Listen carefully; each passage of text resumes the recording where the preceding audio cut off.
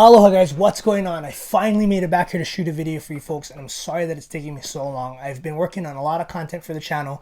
I finally made it out to the range a couple days ago, and if you've followed my channel at all or watched any of my past videos, I have mentioned kind of over and over again that I live in a very rural place and our range is a long ways out. So it's a big production getting out there early, setting up, shooting the film, and then editing everything. So hopefully I'll have everything produced and ready to roll out into the channel within the next couple days. And I have a lot of real good stuff. I did running and gunning, I did a lot of skill stuff, and it's just a lot more dynamic and fun than me sitting in this corner and talking story with you folks in front of my reloading press, even though it's a very handsome reloading press. But this video is real different in that it's the first of my perspectives line of videos. The ones I put in the channel were presents, and those were intended to be instructionals and how-to videos, whereas I envision perspectives to be thought-provoking conversations, conversations between myself and a guest, with myself and you folks, doing live chats and stuff, and just kind of getting conversations started about all kinds of different subjects, not just firearms. And my first guest for today, for this video, is somebody who's extremely dynamic, and we started out talking about her transition from being familiar and raised hunting into the other aspects of the PeaK life, about the other aspects of firearms, where she's very new. And we started out talking about that, and then it just divulged into all kinds of different stuff. We talked about women and firearms. We talked about integrating firearms into your family. So this video will be good if you are a woman kind of considering how you feel about firearms. If you're somebody who's trying to find the best way to introduce firearms to your children, to your husband, to your wife, it's got a lot of real good stuff. It is long, so throw on some headphones, listen to it at work, listen to it in your car, pay attention while you're driving and pay attention while you're at work. But I hope you folks enjoy it. And as always, if you guys have any ideas, if you have questions, if you guys want to have if you want to be on this, if you want to have a conversation with me, please write me. We'll do it. I want this to be about conversation and knowledge. So enjoy the video, and I'll see you folks next time. What's up, guys? Aloha. Thanks for coming back to the channel. I'm sorry it's been a while since I've uploaded anything. I've been working on a bunch of different things, trying to put out good content for you. Today, we have something a little bit different. I'm going to do one take, and I'm here with my girlfriend, Stephanie David, who is an instructor, teacher, and a health coach. And can you tell me what is your history and experience with firearms, if any? This interview was not my idea. It's completely his. My experience with firearms, guns keep showing up in my life whether I like it or not. I don't have an opinion on guns. I'm not pro or anti. They're just a tool, and if you have purpose, then you use it for that purpose. My father was a hunter, so we had hunting rifles. They were kept in my room in a safe and in our attic. He also had handguns, but those were stored in a different place, and he never cleaned the handguns in front of my sister and I. And then his brother, also they went hunting a lot together, but we were hunting in a fishing family, and it was very normal in our garage to have hunting gear everywhere, from decoys to life-size decoys of like Canadian geese. This is what we used to play with. These were our toys. Dad's drawers were filled with decoys of just different. Dad used to practice his decoys picking us up from school, and then the guns were never to be played with, but he cleaned them at any part of the house. So he would clean them in the kitchen, or he would take all of them and clean them in the living room, and that was normal. You say that you grew up, in the hunting and fishing family, so I take it that you're from a rural area such as Kentucky, Alabama, or Kansas? Carson, California, in between Compton and Long Beach. My father took the guns. He would drive the guns to Idaho or Wisconsin, or we would drive to the valley and shoot quail and make all kinds of things with quail, depending on if it was bear or deer. But he grew up in North Province of the Philippines, where he started hunting. Where are you currently in your education of firearms? I just finished the level 1 pistol safety class. I don't have an attitude because I don't like this conversation. I have an attitude because this is a heavy conversation. And that's what we want to hear. This is what he wants to hear. This is what I have to experience. Before me even talking about my considerations for firearms, let's go back to like why.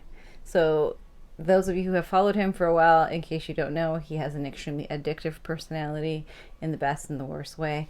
I also have a very addictive personality. So whatever we get into, we're going down the deep, dark path of the abyss. It's going. It's not if, it's when, and it's for how long. I also have these fundamental beliefs with, like we all do. I fundamentally believe that in a relationship, you're either growing together or growing apart. So he is down this path of firearms. This is why he makes videos for you guys all the time, hours upon take after take. I'm a one take girl. If I chose not to immerse myself and learn and transition from being the daughter of a hunter to the girlfriend of a person who is, what would you consider yourself? You're like a firearm instructor, firearm enthusiast. What's the former instructor? Okay, so if I incredibly handsome.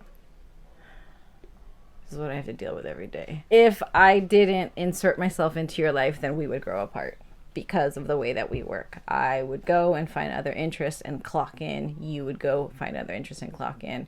So I have to make a choice. How am I going to clock in to this lifestyle? I'm not a very good cheerleader. I'm not the kind of woman which my mom was. My mom let my dad tinker in the garage for hours, and she watched Murder, She Wrote and Unsolved Mysteries, and it was totally fine with her. When my sister and I moved out of the house, she acquired her hunting license and went hunting with my father to spend more time with him. I consider myself more of my mother, like my mother in her later years than her earlier years. I don't think I would be as comfortable with you spending so much time, or you and I spending so much time apart. I just don't see how that would be conducive for our family. So I have to find an authentic way to like insert myself into this firearm life. And taking the level 1 pistol safety class would probably be step 1. I'm not the kind of woman that feels good about just like using your equipment with anything. And so that lends me into the considerations for owning a firearm, but then it goes into there's competitive shooters, there's people who collect, there's people who just have for protection, there's people who just have, there's people who hunt. And I find myself trying to figure out all of that.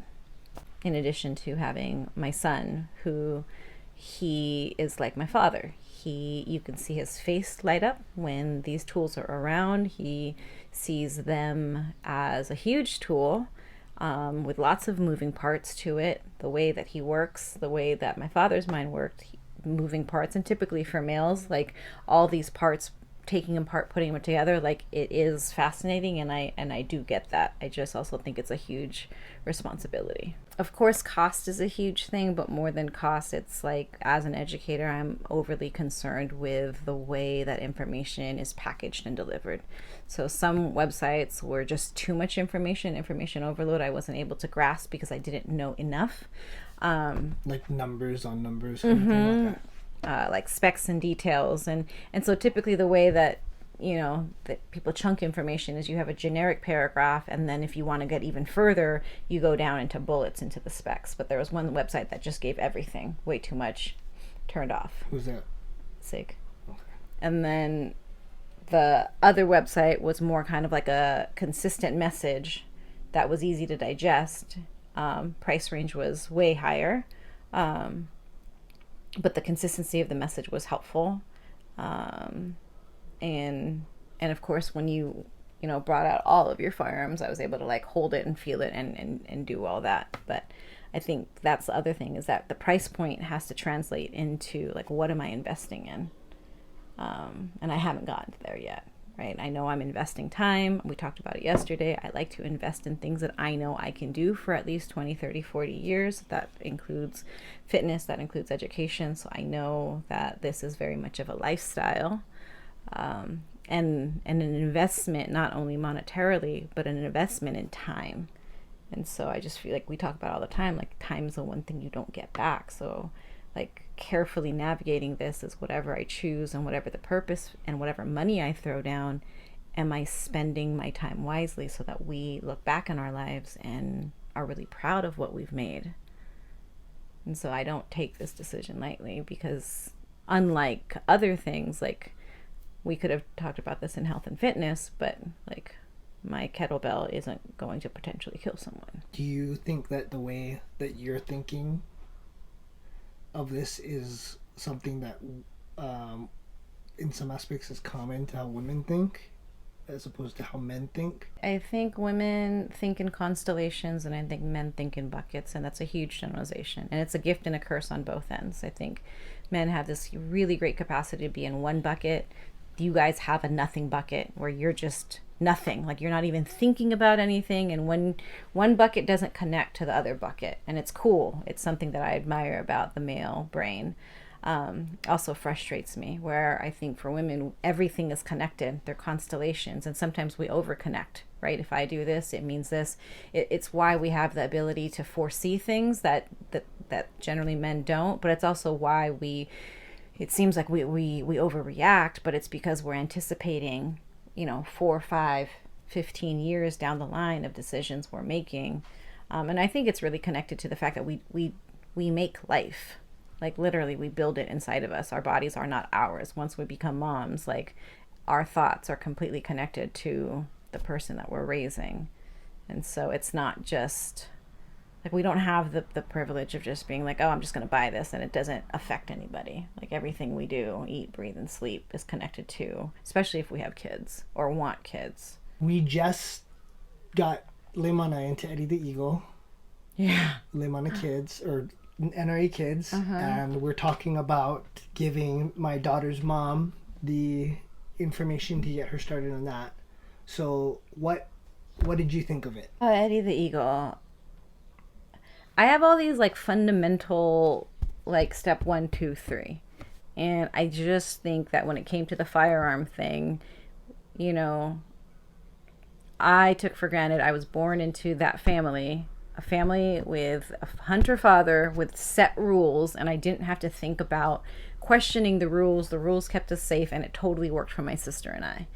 And then you speed me up to from a little girl to now a woman, like seeing my son, like I didn't even know, he's turning 8 next week, and firearms are in his life.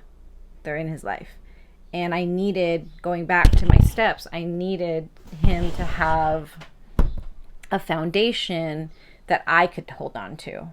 And because I have missed out on so many conversations and experiences and interactions between the two of you, like I needed, the educator, I needed some kind of curriculum so that we would all have the same vocabulary. So I don't necessarily think it's the best or the worst. I think it's a really nice developmental way to have a conversation as a family around firearms. I think the NRA has, the 3 basic rules, and you get that postcard the second you do the level 1 pistol safety class. I think that anything we give for our adults need to be scaled for our children. And I like the fact that the Eddie Eagle program has 4 rules in song form that kids have. Because it's like if Leimana can't remember the 4 rules of Eddie Eagle, he's not going to remember the 3 rules of the NRA. Right. Like, it's it gets stuck in your head pretty good. Stop, don't touch, run away, tell a grown up. Yep, those are the ones. What would you say to a husband, boyfriend, father who is hoping to integrate his family into the PeaK lifestyle? I think the worst thing that a male can do is think that this is a hobby. I think the framework of a hobby is something you do on your spare time, something that is lighthearted, that if you, leave it around the house, it's not a big deal because it's a hobby. This is not a hobby. This is a lifestyle. If you don't think of it as a lifestyle, if you approach it like a hobby, like I'm just going to do this, the problem with not understanding and categorizing it correctly is that you're not going to notice that your time, your money, your energy is being diverted away from your family into this lifestyle. and then in your family really is going to suffer. And so that's one. It is a lifestyle, whether you like it or not. You're going to start developing opinions that are extremely political. They're not problems. There are no solutions. There are opinions, and you're going to immerse yourself in issues. And I guess my tip would be to be prepared, not to fight for your issues, but be prepared that you're entering a subject that is one of the oldest in our nation's history, but also it's one of the most sensitive. And if you can't carry that conversation in a sensitive way to your wife, to your girlfriend, what's going to happen when you go out into the community? I think, I can't unlearn who my father was. My father was a very balanced man. He was an engineer by day in downtown LA, and on the weekends he took his kids hunting and fishing every Saturday and Sunday. And he had rules for his firearms. They were locked in a safe. He raised his two girls like his sons. We went with him. He didn't baby us. But I took for granted what it took for my father to do that. And I never heard the conversations between my mom and my dad. But you knew there were some. Oh, yeah. Guarantee. My mom was not the kind of woman to just let things slide. They had, I know that they had certain agreements and how long he can go hunting for and with whom and which guns to carry, because he had to drive them from state to state. He was the breadwinner, but my mom managed the money, and so I knew that they had agreements on how much money he could spend on firearms per year, including the amount it cost for the trips. And my dad was a generous man, so that included taking his family members or his friends and families out on dinners on the way to the hunt or on the way home from the hunt, all of those expenses. And again, if my mom and my dad didn't have those conversations, and my dad didn't recognize that those expenses could be used towards my sister and I think that they would not have had such a happy, successful marriage. But the other part is, whether you agree with me or not, like I've told you, like it's not your job to make me feel comfortable or uncomfortable at firearms. That's my job. That's on me. But at the same time, while I evolve and mature and develop my relationship with firearms, you can't make it worse. Right. And Like, what would be ways to make that worse for a man? oh, I think sometimes you're excited about the things that you're doing in here, and so those of you who are at home, like he doesn't work on these in the home. He works on it like 5 feet away from the home. Like I'm comfortable going into his space, and I've mentally prepared myself walking into the space, knowing it's like me being a little girl. It's like I'm mentally prepared to enter his space, but I'm not mentally prepared to be cooking in the kitchen, making stew, and him freaking showing off all the things that he's built or has. That's just not like my dad wouldn't do that. I didn't grow up in a house where like at any point in time someone could come up with a firearm and it's like fun and exciting and cool. I think that's the part of it. I think that someone, and again, because it's so sensitive, someone who is around firearms, it really needs to have like a gauge of their emotion and how much they emote, because people are so emotional with it. So someone who you meet someone who's visibly conscientious and has the same values of firearms as you can turn up the volume of excitement and visibility. Whereas someone who's completely terrified of firearms, visibly, they're shaking, they're introverted, you have to turn it down. And that's just but that's not, like, people are going to be like, oh, that's extra. No, like when you're dealing with anything potentially traumatic or an issue that's so big, rape, abortion, drugs, guns, if you're going to be in the community, it is your responsibility to be able to manage the way that you deliver information. Every time you open your mouth about firearms, it's either going to invite someone in and lean in and evolve their relationship with firearms, or tell them to get the fuck out. And that's just dangerous because of what we're working with these tools. I think the last part is to encourage the female to be around other females. I don't think I would have been as comfortable in the firearm safety class had not there been 2 other females. One was also left-handed, one was also a mother, and both were very strong in that, like, no, like I don't want I don't want another man or another person, you know, carrying my fire. Like I think as a strong woman, like you have your own car, you have your own paycheck, you have your own tools. The firearm, if you choose so, should not be any exception. In healthy relationships, the reciprocity of being able to protect one another and help each other grow, that rule or that relationship doesn't change because there's firearms involved. Don't coddle, but also don't push, right? Because we talked about this yesterday, where men also describe things very differently than women. Like, if girls had dicks, we would talk about dick so much more different. We would be like, oh my gosh, like my dick feels so nice today. Like that's what we would be like, oh, I've never thought my dick felt nice. no, but this is like, do you guys talk about dick like it's like size, like, oh, big, oh, his dick is so, no, but you guys talk about dicks like they're just like these they're magic. They're not magic. They're ugly and big and small and dark and light, and all their balls look like tea bags. This is true. Some are hairy, some are not.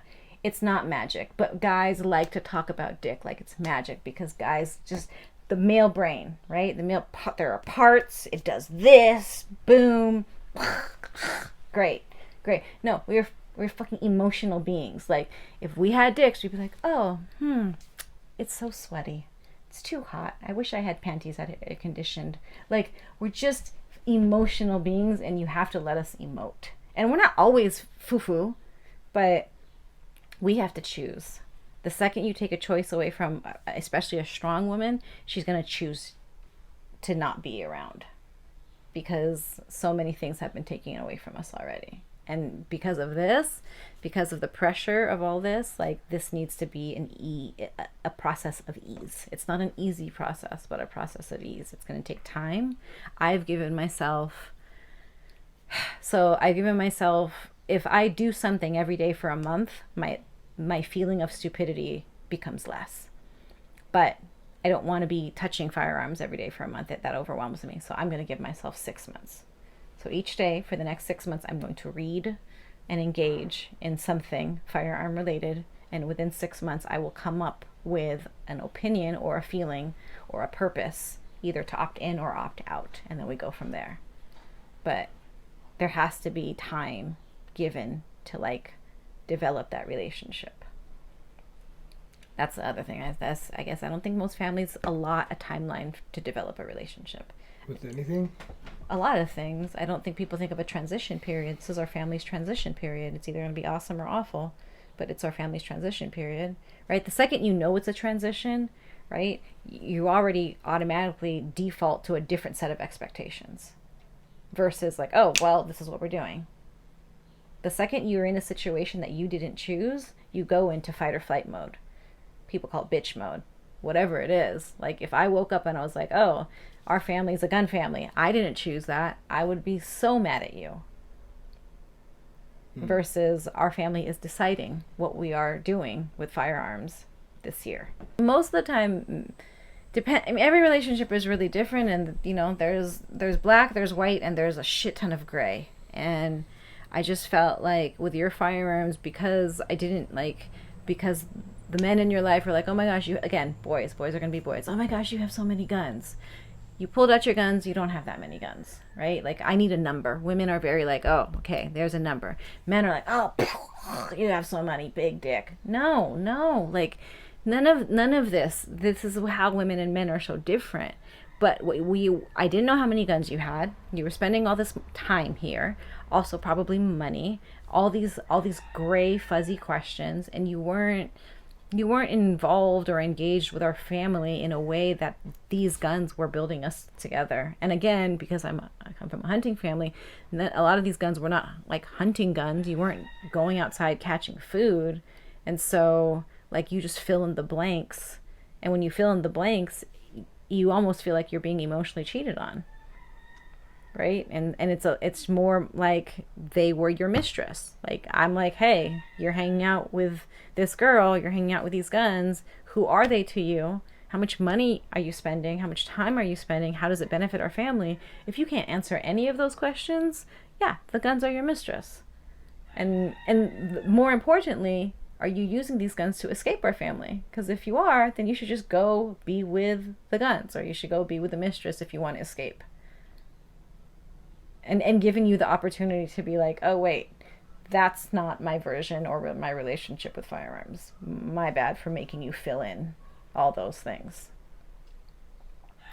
So communication is super key. Even when you don't want to communicate, it sucks. Like, he's all smiley because he's like, oh, this is a great interview. This is so painful for me to talk about because I'm like uncomfortable just speaking about these things. But it's true. I agree with you. Like, I think it needs to be like addressed and brought up in a community. I don't think most couples are comfortable doing it. What firearm have you decided on? I am undecided. I see the benefits of owning a Glock because of the price and the fact that most like security blue line people have it, and so it's like a lot of like it's like a PC, like you can versus a Mac. You can like switch parts, blah blah blah blah blah. You can throw it on the ground, but it feels like a toy. And because it's plastic. But it goes back to purpose. I don't have a set purpose. If I was like, okay, you know what, I'm purchasing a firearm because I want to protect myself, then I would probably just purchase a Glock because it's at the ease. But like, if then there's another part of me where it's like, no, I want like, I don't know if I was like an old man in me, but there's like a collectibles in me where it's like I want something nice. And I want something like substantial that feels like a firearm, like metal, like what I imagine in my head. Then I would not purchase a Glock at all. Never. No, not at all. But again, it goes. Fantastic plastics, not for you.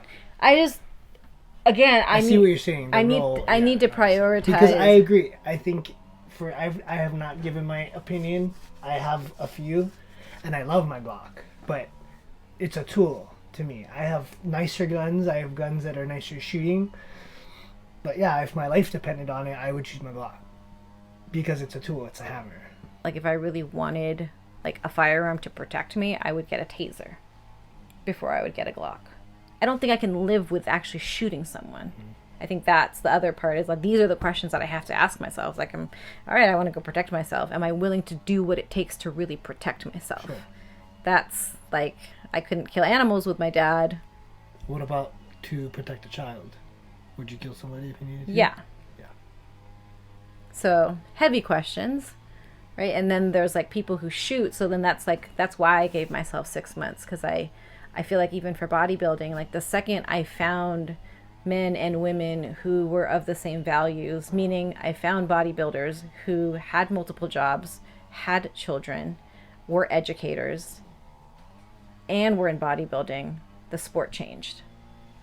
All of a sudden I had more access because I was able to connect to more people, and it became real. The sport became real, as opposed to a bunch of like 20-year-olds who just worked out all the time. That's what I thought the sport was. So if we go to an event or events where I see the community of families in firearms, competitive like shooting, or like just events, I might feel different. Like I reserve the right to feel different. I also reserve the right to know I don't know.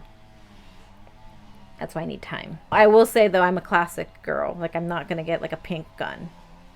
I think that's cool. I think it's like if a chick wants a pink anything, I think that's cool. But I like black, I like metal, I like silver, white, like gold. No, it's very Filipino. It's gross. Okay. Thank you for your time. Now's the time for your plug. Can you tell us a little bit about... You have a plug, yeah. Can you tell us a little bit about who you are, what you do, your Instagram, your online stuff? Whoa, that's a real plug. I am a holistic health coach for adults and teens. That's my side hustle. That's my side love. I think everybody deserves a seat at their own fan club table. And I don't think everybody is in their own fan club. I think that's a skill that needs to be taught. I design curriculum for high schoolers online. I'm an online instructor. And then I also do virtual fitness classes that are free for the community. And I am on Instagram a lot. And what's your Instagram handle? Steph.David. And you're also a bodybuilder? I am also a bodybuilder. Cool. Thanks, guys. See you next time.